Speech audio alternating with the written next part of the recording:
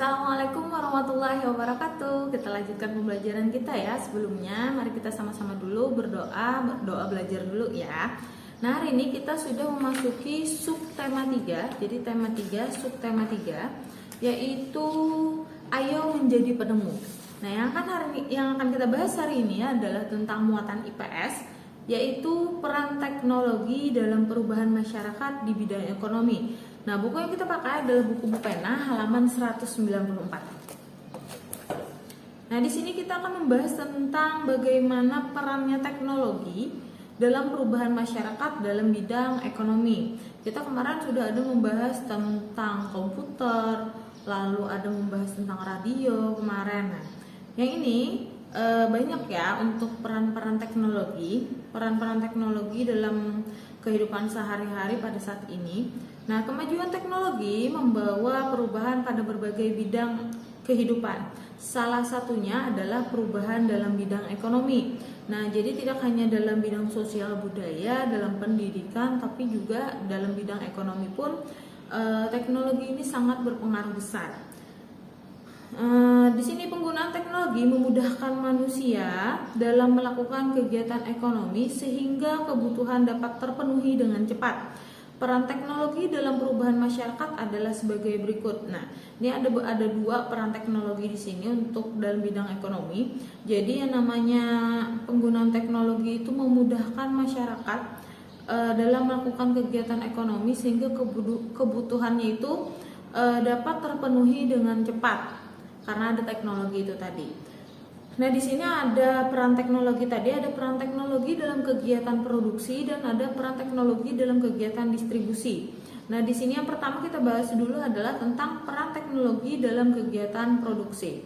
Nah, sebelumnya ada teknologi, masyarakat melakukan kegiatan produksi secara tradisional. Petani memanfaatkan tenaga kerbau atau menggunakan cangkul atau pacul untuk membajak sawah. Jadi sebelum adanya teknologi, masyarakat khususnya itu petani untuk membajak sawah itu menggunakan atau memanfaatkan tenaga hewan yaitu kerbau dan juga cangkul dalam tenaga manusia juga. Nah, setelah panen, padi ditumbuk menggunakan alu dan lesung. Jadi ditumbuk supaya bisa mendapatkan beras. Kegiatan ini membutuhkan tenaga lebih besar dan waktu lebih lama sehingga pemenuhan kebutuhan memerlukan waktu lama. Jadi karena ini masih sifatnya tradisional, petani hanya menggunakan tenaga hewan lalu juga tenaga manusia untuk memproduksi beras, itu akan memakan waktu yang lebih lama. Saat ini, sebagian besar petani sudah menggunakan teknologi dalam bertani. Petani menggunakan traktor untuk menggarap sawah. Mereka juga menggunakan mesin penggilingan untuk mengolah padi menjadi beras. Nah, teknologi tersebut memudahkan kegiatan produksi padi. Jadi pada saat ini, yang awalnya menggunakan tenaga hewan, yaitu kerbau tadi, diganti dengan traktor. Nah, traktor itu kan dengan menggunakan mesin lebih mudah dan juga lebih cepat dalam membajak sawah dalam waktu yang singkat dan mendapatkan lahan yang banyak pada saat membajaknya. Lalu juga lagi dulu awalnya itu untuk memproduksi berasnya tadi menggunakan alu dan lesung. Di sini dia menggunakan mesin penggilingan. Nah, itu tadi karena adanya teknologi. Pekerjaan petani pun menjadi lebih ringan dan cepat selesai. Teknologi mengubah cara yang selama ini dilakukan oleh para petani. Sebelum adanya teknologi, petani bekerja sama untuk membajak sawah. Masa panen diputuskan melalui musyawarah. Jadi sebelum adanya teknologi, pada saat masih menggunakan cara tradisional, di sini para petani itu bekerja sama, jadi saling kerja sama untuk bisa memanen padinya dan juga menentukan kapan itu masa panen.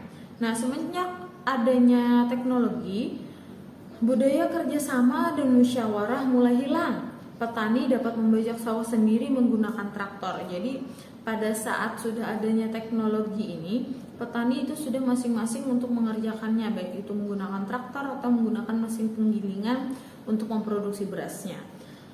Nah, lalu yang kedua adalah peran teknologi dalam kegiatan distribusi. Nah, kemajuan teknologi juga berperan besar dalam kegiatan distribusi atau penyebaran hasil produksi. Jadi yang namanya distribusi ini yang menyebarkan hasil produksi, misalkan kayak sayur-sayuran, buah-buahan ataupun beras tadi.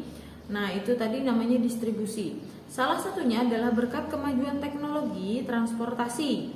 Kegiatan produksi seperti pertanian dan industri biasanya berada di luar perkotaan. Jadi kan biasanya yang adanya persawahan, lalu misalkan ada pabrik-pabrik itu biasanya jauh dari perkotaan. Nah, itu yang akan memperlambat hasil panen yang didapat oleh petani itu tersampaikan ke masyarakat yang ada di kota. Tetapi karena adanya teknologi ini tadi, ada teknologi transportasi, itu akan mempermudah distribusi dari hasil panen ataupun hasil atau barang yang diproduksi oleh industri-industri atau pabrik. Nah, di sini ada yang namanya teknologi transportasi tadi. Setelah sarana transportasi berkembang pesat, para produsen dapat menyalurkan hasil produksi ke berbagai wilayah. Mereka memanfaatkan kemajuan sarana transportasi seperti mobil bak terbuka untuk mengangkut hasil produksi seperti sayur, buah, padi, dan jagung. Jadi karena sudah adanya kemajuan teknologi, di sini produsen atau misalkan kayak petani tadi memanfaatkan transportasi seperti mobil bak atau misalkan kita di sini menyebutnya mobil pick up. Nah, mobil bak terbuka itu untuk mengangkut hasil panennya ke kota. Nah, hasil produksi tersebut disalurkan ke pasar-pasar sehingga kebutuhan masyarakat dapat terpenuhi. Selain kebutuhan warga dalam negeri, kemajuan sarana transportasi juga berpengaruh terhadap pemenuhan kebutuhan masyarakat luar negeri.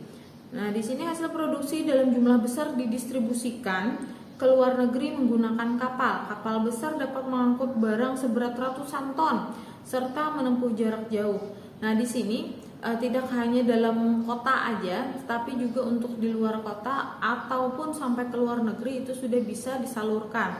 Dengan apa? Dengan kemajuan teknologi transportasi tadi, yaitu dengan menggunakan kapal besar. Jadi hasil-hasil panen itu diangkut oleh kapal besar menuju misalkan ke luar negeri, misalkan ke Malaysia atau misalkan ke Singapura dan sebagainya. Nah, itu tadi menggunakan kapal besar yang bisa mengangkut banyak sekali hasil panen. Nah, kemudahan proses distribusi membuat masyarakat dapat memperoleh kebutuhan dengan mudah. Akibatnya, perilaku konsumtif pun meningkat. Nah, yang dimaksud dengan perilaku konsumtif pun meningkat ini adalah perilaku konsumen atau misalkan disebutnya pembeli itu lebih meningkat karena banyaknya barang yang bisa diperoleh itu akan membuat kita untuk membeli itu semakin meningkat seperti itu. Nah, semoga dapat dipahami ya untuk pembelajaran hari ini tentang peran teknologi dalam perubahan masyarakat di bidang ekonomi. Ustazah akhiri dulu. Assalamualaikum warahmatullahi wabarakatuh.